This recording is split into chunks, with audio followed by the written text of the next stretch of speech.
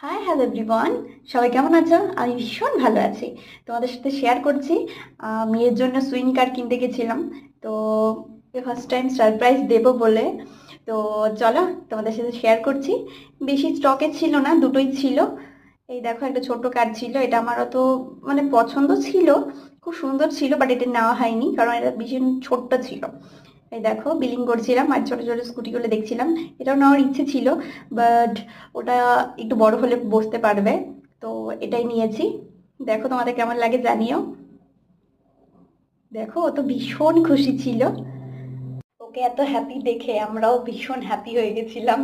ভীষণ ভালো লাগছিল সেই মুহূর্তটা। দেখো ও কত খুশি। মা বাবাকে মাঝে মাঝে একটু সারপ্রাইজ দিতে হয়, তাহলে বাচ্চারা আরো বেশি খুশি হয়ে থাকে। তো সবার কেমন লাগলো জানিও। দেখা হচ্ছে পরের একটি মিনি ব্লগে। টাটা সকলকে।